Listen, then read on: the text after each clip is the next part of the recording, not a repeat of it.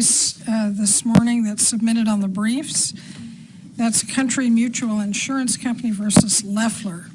And with that, we'll hear the argued cases in the order in which they appear on the docket, beginning with United States versus Cox.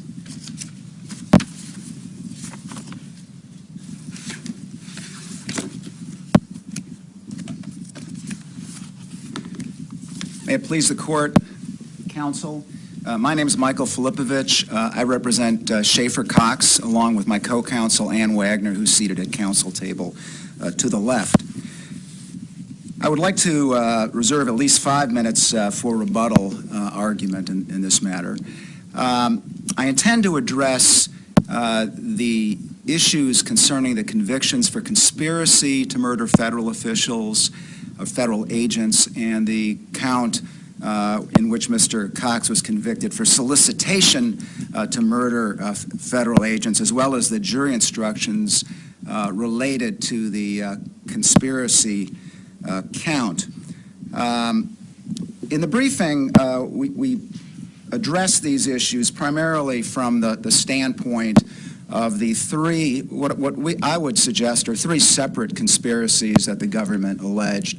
Conspiracy to kill or murder the fictitious federal hit team that they acknowledged didn't exist. Secondly, a conspiracy to murder people on a list that they allege was maintained by Cox and one of the other co-conspirators. And their third theory, which was this so-called 2-for-1 plan. For purposes of argument today, I think I'm going to approach it a little differently because I think federal jurisdiction, based on the language in the Fiola case, which we both cite to, is so important, is really the first step the court has to address. I want to helps you most in the hit team allegation, does it not? I'm sorry, Your Honor? Fiola helps you most in the hit team claim, does it not? Yes, absolutely. I mean, Fiola says where the object of the intended attack is not identified with sufficient specificity so as to give rise to the conclusion that had the attack been carried out, the victim would have been a federal officer. It doesn't say could have been or may have been a federal officer. Then it's impossible to assert that the mere act of the agreement poses a sufficient threat to federal personnel and function so as to give rise to federal jurisdiction. We simply don't have that here with this fictitious hit team. And a couple of points on that. The government conceded, I mean more than conceded, in the indictment they described this federal hit team as fictitious. They acknowledged that in the jury instructions they submitted with respect that it went to the jury on the overt acts. And finally, in closing, they never challenged the fact that this was totally a figment of someone's imagination. So what exactly is the problem? And you can have a conspiracy that's impossible to accomplish and still have a conviction for conspiracy. Well, this is not a question of impossibility. This is more of a question on this point. It has to do with whether you can establish federal jurisdiction. The Supreme Court spoke to that problem in Fiola. They say if you don't have a specifically identified target, and you don't here, you have... Well, you do, it didn't really exist, but in the minds of the people that were involved, they anticipated a federal hit team, and the federal part was part of that. Well, the way the government argued it, there was not a risk. There was a minimal risk, if any, and probably no risk to federal agents. When he argued, Mr. Scrocky argued this in closing to the jury, he said something bad could have happened, and he tied it to state troopers perhaps showing up at KGNP on this private property and maybe something going sideways. So with respect to this fictitious hit team, it's a matter of legal inadequacy, not factual impossibility. Well, counsel, let's suppose for the sake of the discussion that you're correct about the hit team piece of the conspiracy. There are other portions of the conspiracy that were demonstrated. So how would, in your view, a successful argument about the fictitious hit team affect the remainder of the case? Well, first, with respect to the solicitation count, I know the government in their answer to the bill of particulars gave three possible targets. In closing, all they argued on the solicitation was the fictitious hit team. They didn't argue the other two theories. That's true. I guess my question was more geared towards the conspiracy count. Well, Your Honor, with respect to the conspiracy count,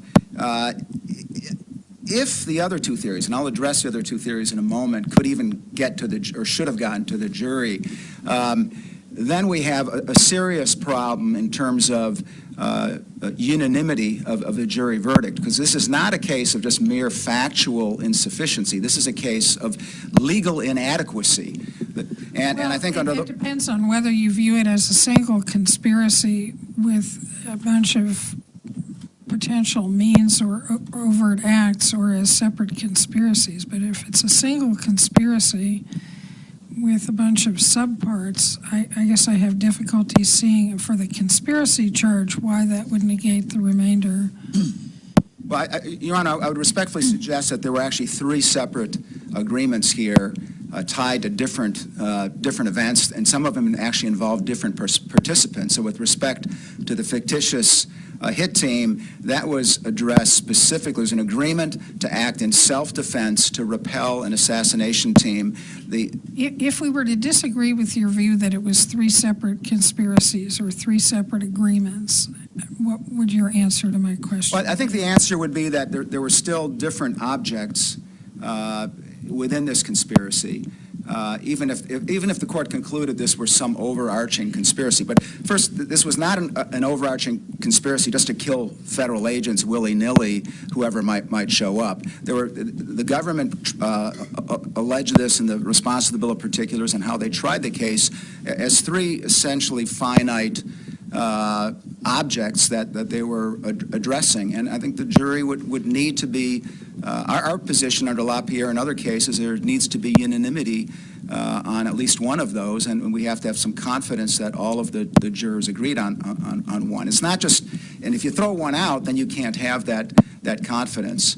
So under Shad versus Arizona, why do we have to focus on objects? Why can't it be the means of carrying out the conspiracy? Well, Your Honor, if you focus on the means here are, I'm not sure I quite understand the court's question. You're saying there has to be a unanimity instruction, okay? Yes. And if you have to indicate who the objects are, I understand your point. My question is, under Supreme Court law, conspiracy law, isn't it adequate for the government to speak of the means of the conspiracy and not necessarily the object, particularly when, as my colleague mentioned, the allegation is that there were various ends in mind? Well, I think the place where I would have to draw the line or disagree is that there was one overarching conspiracy with a single object, and this was multiple means. I know that's your position, but I'm just saying if you look at this as a series of conspiracies with certain means in mind, isn't that sufficient under conspiracy law to uphold not the hit person concept, which we've talked about before, but rather some of the other allegations? Your Honor, I'm reluctant to concede that point, absent. I'm not surprised. So let me segue to the other the identified federal actors in this case. The easy one is Jimmy Johnson, the U.S. Marshal.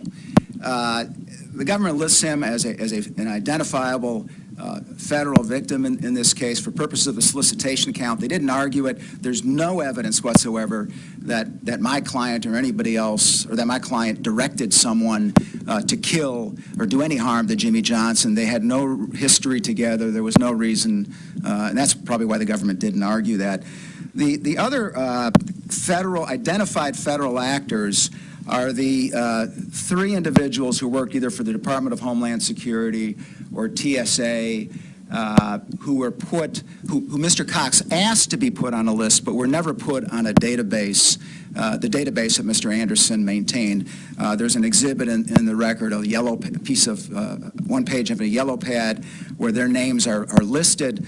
No addresses were discovered. So nothing, there was no follow-up there. But with respect to the conspiracy, the salient point is the evidence is simply not in the record that there was an agreement combined with the mens rea for murder to kill these three individuals.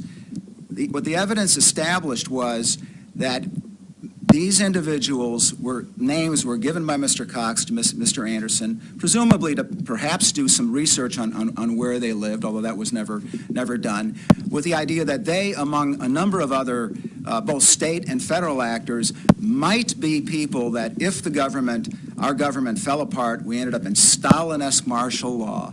And if these individuals participated in Stalin-esque martial law by rounding people up, putting people in the gulag, then if we have to defend ourselves to this Stalinist martial law, then they might be people. Does it matter to our analysis whether the conditions precedent are reasonably likely to occur or are not likely to occur? That is, are there, well, I guess I'm just wondering whether it's different to say we will commit this violence if the sun comes up tomorrow, but if it doesn't, we're fine. Or in other words, does their view have to be objectively reasonable? Does that matter? Well, I think it does matter, but I think there's a more basic question, and that is whether there was ever an agreement to kill these folks with premeditation and with malice aforethought on these facts, which I think is a different question. Yeah, but I guess what concerns me is if the does it matter if these conditions are unlikely to ever occur? Well, I think it should matter. I think. Well, not only I think, I mean, the conspiracy law, you can't have a conspiracy law that's conviction where it's a contingent on some other concrete facts. We've cited those cases in our briefs, and we've articulated where we believe the line is. But I think if the... Is Meander one of the cases that you cite? Your Honor, I don't recall off the top of my head if that was the name of one of the cases. I see that I'm running out of time here. I would like to reserve some time for rebuttal.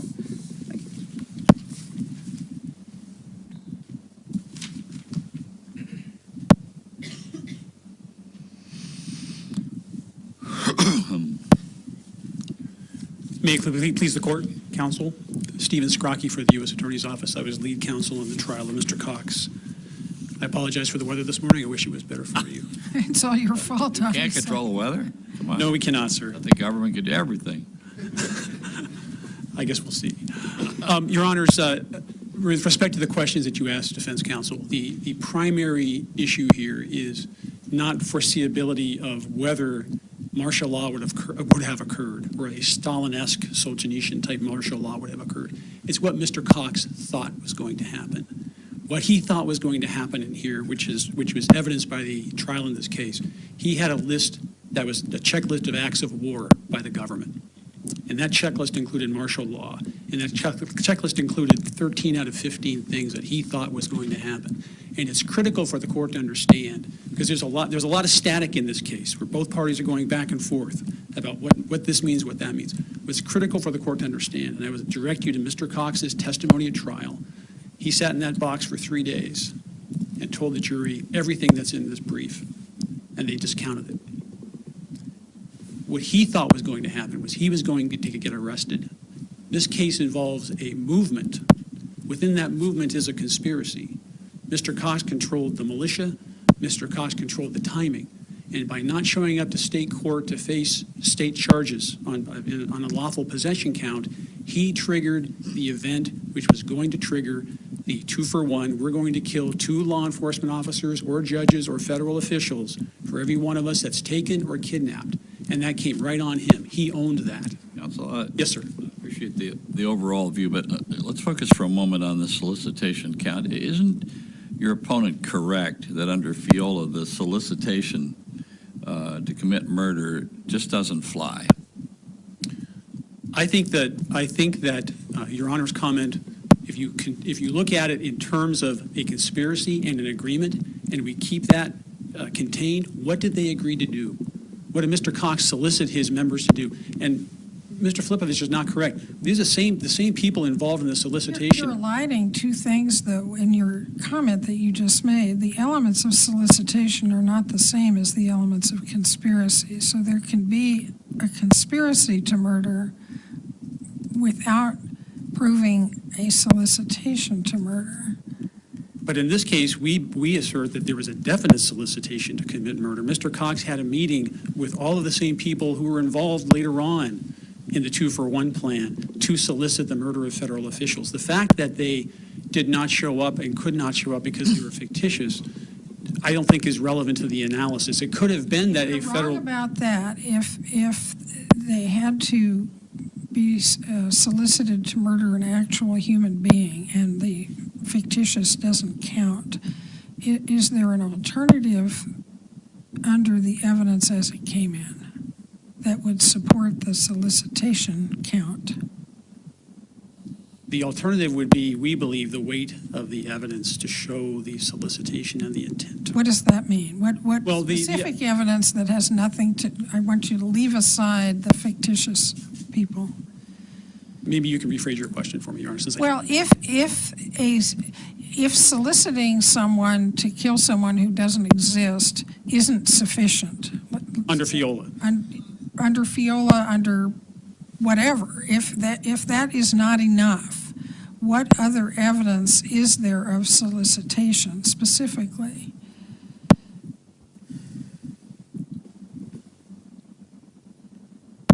We would rely on the facts that Mr. Cox had a briefing with his militia team in order to discuss the murder of any federal officials or any federal officers that would show up to the KGNP security detail.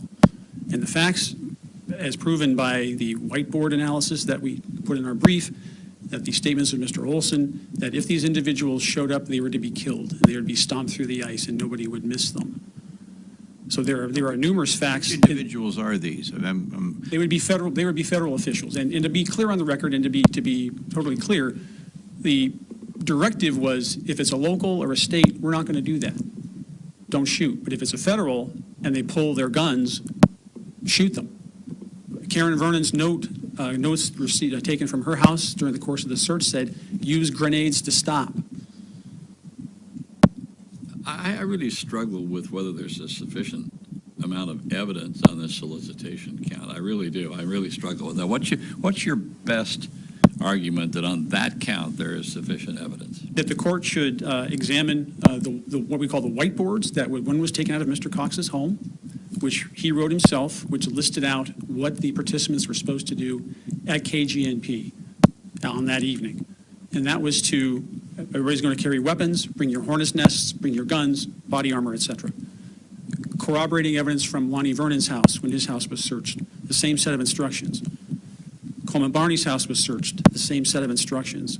They actually physically went out and did the security perimeter and the detail, stopped a private citizen, wouldn't let them proceed through the complex, and were directed and instructed to kill any federal officer who showed up. Now, practically, I get your point about some of the other aspects of the conspiracy, but can you cite me or the panel to any case that have facts analogous to this on the solicitation to commit murder? I think if we would have found it, we would have provided it to you, Your Honor. Exactly. There isn't any such case, is there? No.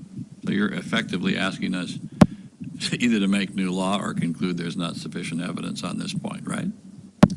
We would urge that the evidence was sufficient on solicitation and that because it is so clear, this is not a situation of them making this up out of whole cloth. There was a direct intention for them to do that. There was no doubt about it. And if you Suppose I have a direct intention to kill Mickey Mouse, and I go solicit somebody to kill Mickey Mouse. Well, there's no Mickey Mouse to kill. Can you still have a solicit? You can have a conspiracy that's impossible. Can you have a solicitation that's impossible? I haven't found a case that says you can. I mean, it isn't that's what I keep running up against. It seems so hypothetical, but But the I point is, have a- but I'm the sorry. point is maybe the difference between Mickey Mouse and a federal officer is there are federal officers and they exist and they are real. Well, and I can understand why a conspiracy claim, because once you've launched a conspiracy, there is risk emanating from that. But solicitation suggests you've got a specific target, and if there is no real target there, isn't that a problem? Your Honor, I don't think it takes it that far. I don't think it takes it that far that you need to have a real specific target. And I'm doing this by analogy that in the argument I made to Judge Bryan, Judge Bryan sat in this case for 5 weeks, 6 weeks, was that, again, I have to return to the conspiracy aspect of it. If you wanted to conspire to remove a nuclear weapon from an arsenal, this is exactly what I told him. It's a physical impossibility, most likely. You can get your bolt cutters, you can get a map, you can do all the things you want to do. And if it's a violation of federal law, you've conspired to do it. That doesn't mean it's not relevant and logical under the law. If it was Mickey Mouse, I would say you would have some grounds to be skeptical, but this was, and this may be a difficult decision for you, I can tell that, but you've got a specific identifiable body of people. I have a practical question about this. If we were to disagree with the government's position about solicitation, would there be any need to remand for resentencing if we upheld the conspiracy conviction? And I say that because I think the sentences were to run concurrently. That's correct. My understanding is they were to run concurrently. I have not made that examination, Your Honor, so I would not be able to answer that question for you. Okay. I apologize. I want to talk about the sufficiency of the evidence that Mr. Filipovich mentioned. And I want to point to really two exhibits which are really crystallize this entire case. And again, urge the court to, in the briefing, appellant asked the court really to focus on the beginning and the aspects of what happened in the beginning of this case. The court needs to look at the whole thing all the way up to the end, because the important part is this is what Mr. Cox really wanted. This is the hit list, as we call it, that Mike Anderson drew. And it's Exhibit 504 from the trial, SER 7, page 1579. Mr. Cox, and this is where, I'm sorry? SDR what? Number 7 at page 1571, Your Honor. So SER 7, page 1571. Thank you. This happened in the fall of 2009. And there's things in the briefing that state that it just had state people on it, but there are federal people here. And there's also a map of the Fairbanks Federal Office. And Mr. Cox talked to Mr. Anderson. He testified, the jury heard all this. I need the names of federal marshals. I want some paperwork from the Vernons. And he lists 3 federal employees on this piece of paper. And why is this important? It's important because later on, Mr. Anderson testified, I added one more name to the list, and that was Marshal Jimmy Johnson, right here. And the important thing about that is it says federal hit list. It doesn't say come to coffee list or I want to talk to these people. It says federal hit list. And hit list means something. This is at ER 620. That's Exhibit 506 from the trial. And you have to, when looking at this issue, you have to also fold into Mr. Cox's own statements and what was found on his phone.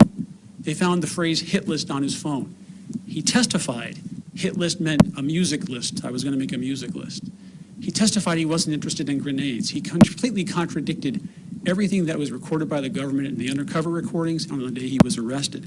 But the most important thing is that at SER 1605, Mr. Cox writes a press release that he's going to issue, and he essentially calls out the FBI and the U.S. Marshals. If you come to get me, this is what's going to happen to you and your followers. And when you combine that with this and U.S. Marshals and the name of Jimmy Johnson, it's irrefutable. Let's say you're right on the conspiracy points. That we still get back to this issue of solicitation. All you have said doesn't really change the FIOLA analysis and the sufficiency of the evidence on the solicitation count, does it? As a matter of law, it does not. Okay. I will concede that, Your Honor. So when you look at these, there's a mountain of evidence here, and a lot of times both parties are pointing different ways, different directions about what it really means. But the point of the matter is, what did Mr. Cox know? What did he think, and what did he do? And with respect to this list, at the end of the conspiracy, when Mr. Cox is running from the law and he's undercover, he doesn't want to get arrested, and he's been telling his friends that when I get arrested, 2 for 1 is going to happen. He wants this list. And why, when we know he wants that list? Because he tells he tells J.R. Olson to get it. Olson calls Anderson. Then he sends the Vernons to go get it. The Vernons want the list even independent of Mr. Anderson. They want the list. And why do they want the list? Because Mr. Cox is coming back to do guerrilla warfare. He tries to get the list of Mr. Anderson. He can't find him. He actually gets Coleman Barney, and they track him down. And then Mr. Cox finds out the list doesn't exist. But what's important in his mind at the time is that this database, which he says in the record, on recorded conversation, it has everybody's name in it. And what's going to happen is when he's arrested, that is going to trigger the 2-for-1 plan. And that's irrefutable. The evidence is clear that he wanted this thing, and he wanted it bad because he knew what was going to be in it. And it's true, there's state people on here, but if you look at the record, Mr. Cox instructed Mr. Anderson time and time again, anybody who gets in his way or he's upset with, whether it's an Office of Child Services worker or somebody he bumps into at the airport who works for TSA just doing their job, makes the list. And why is that important? It's important because Mr. Cox was the only one, except for Mr. Anderson, his co-conspirator putting Jimmy Johnson's name on here, who decided who was going to make this list and who his people were going to kill. And that's why that's important.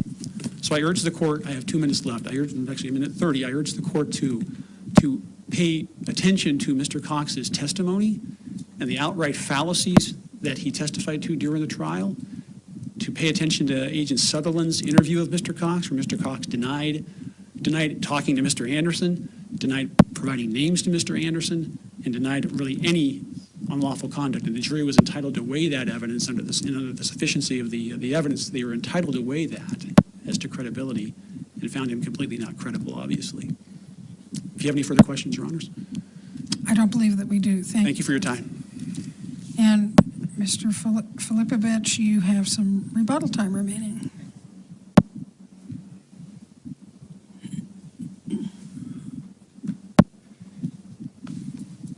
I would like to focus on the conspiracy case. First, what this is really about is not what was in Mr. Cox's mind so much as whether there was an agreement with the proper mental state for the underlying crime of murdering federal agents. That's the key question, not what was in Mr. Cox's mind, although that may be relevant. With respect to a number of the factual representations made by the government, I would urge the court to carefully review the transcripts of some of these undercover tapes that the government is referring to. I would respectfully suggest, and as we've argued in our reply brief, the government is overstating and misstating the evidence in several key respects. Just now, with respect to Mr. Cox wanting that list towards the end, it was Mr. Olson at the direction of the FBI that was wanting the list and went to Mr. Cox. And FBI, of course, wanted this list because they were concerned. It didn't come from Mr. Cox. That came from Mr. Olson from the FBI. What was the list supposed to be? This list was begun sometime earlier with Mr. Anderson and Mr. Cox when they were having these discussions about the government at some point is going to fall apart. We may end up in a Stalin-esque situation in the United States where they're just rounding people up and our government collapses. And we believe that this may happen, and we need to prepare for that.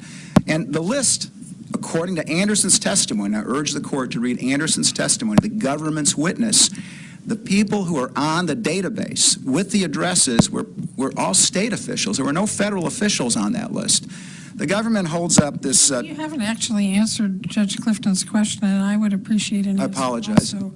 What was the point of the handwritten list that included the names of federal officials on it? Well, the point of that, based on the testimony from Mr. Anderson, as I understood it, was at some point in the future there may be a Stalin-esque martial law in this country, and we want to have a list of individuals that, if those individuals who are officials of the government, state or federal, and these were 3 names that were given by Mr. Cox to Mr. Anderson. Anderson didn't act on it. Single out those people. I mean, there are lots of federal officers. And if there was the Stalin-esque takeover, presumably there'd be people actively involved in that. But for some reason, these people were listed, and I can't figure out why. Your Honor, it is difficult to understand, other than the fact that Mr. Cox actually knew them by name. He's in Fairbanks, and these are 3 federal officials that he's engaged with. I think he had some words with all 3 of them, but nothing from the testimony. There was not like a long-seated dispute with them. They had done nothing wrong to him. He was not really angry at them. They were added because they were federal officials, and at some point in the future, if we have Stalin-esque law, and this is the evidence from Mr. Anderson, and if they participate in it, and we have to defend ourselves, unlike the innocent Russian citizens, then one of them or more of them may have to go. That I would respectfully suggest to the court is not in agreement with premeditation and malice of forethought to kill any one of these individuals. I think that's just... I just want to ask you one question. You're out of time, but was it Mr. Cox's intention that these officials named on the, in quotes, hit list would have had to have participated in the Stalin-esque takeover in order to be worthy of death? The evidence was uncontroverted about that. That's what Anderson testified. There was a great deal of testimony about the fact that those folks had to participate. This was not just Cox and others were going to go round up federal officials and go ahead and kill them. The final thing is, in terms of federal hit list, those words were written by Mr. Anderson. They were not in his database. They were not on the yellow pad when he was taking notes, presumably based on what Mr. Cox was telling him. They were in a private field manual, and that was the only thing that was written, and he testified that it was his idea to put it under the name federal hit list, and it was his idea to add Jimmy Johnson to that field manual, and that was the gist of it. If I may just indulge the court for one more moment on the 241 issue, the 241 was primarily, almost exclusively, about state officials and his dispute with OCS. And secondly, 241 was not, if 241 starts, we kill people. It was a proportionate response. So if I get arrested, we arrest other people, which would not be sufficient for a conspiracy to murder. And again, I would urge the court to carefully review the testimony and those transcripts of those undercover meetings, because I think there's a big difference of opinion between the government and the defense on what was said, not on the inferences to be drawn, but actually what was said and what the evidence was. Thank you, counsel. The case just argued is submitted. We appreciate very much the helpful comments from both of you, and we will take about a 10-minute recess.